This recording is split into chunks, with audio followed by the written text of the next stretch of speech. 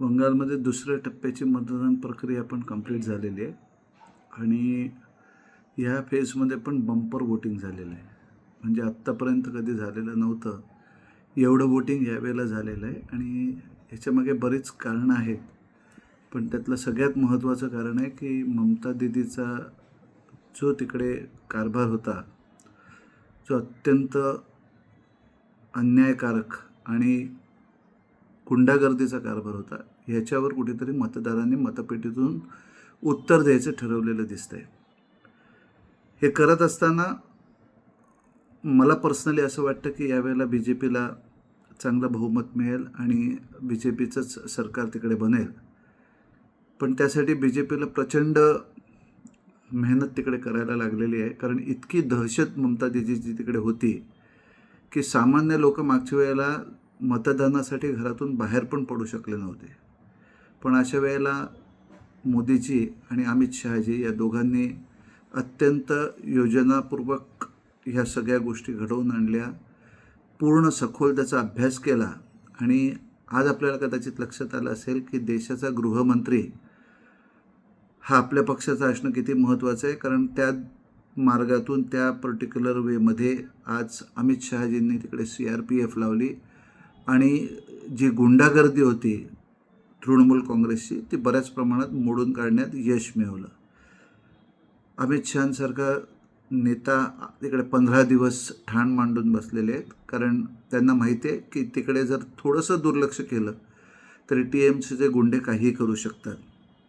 म्हणून तो एक असा नेता आहे की त्यांनी स्वतःहून ती जबाबदारी घेतली आणि पूर्णत्वाला नेली आणि अजूनही मला वाटतं पुढचे 15 दिवस पण CRPF तिकडे राहील, हे असं अमितजी शहांनी तिकडे सांगितलेलं आहे.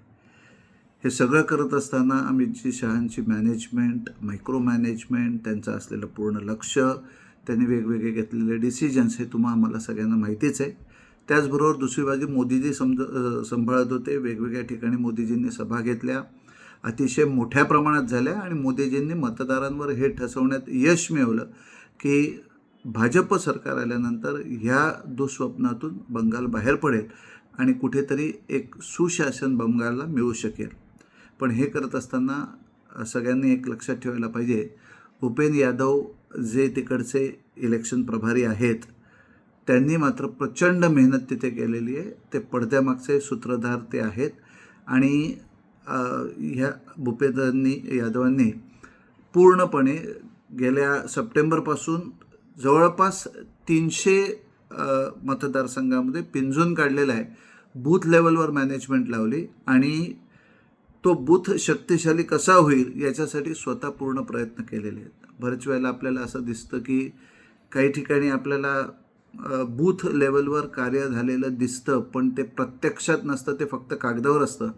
तर हे असं न घडता प्रत्यक्षात ते सगळे कसे कामाला लागतील, सगळे कसे पक्षासाठी झटून काम करतील याच्यासाठी त्यांनी पूर्ण प्रयत्न केले आणि त्यांची भूमिका अतिशय महत्त्वाची होती.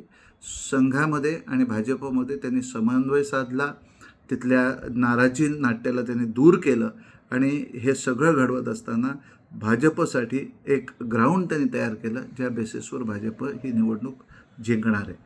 त्याच्यामुळे त्यांचं योगदानही ग्रेट आहे. अमितजी शहा, नरेंद्रजी मोदी साहेब या सगळ्यांनी प्रचंड मेहनत बंगालसाठी घेतलेली आहे आणि मला वाटतं त्याचं फळ आपल्याला 4 तारखेला बघायला मिळेल आणि निश्चितच बंगालमध्ये भाजपचा महाविजय होईल याच्याबद्दल मला खात्री आहे.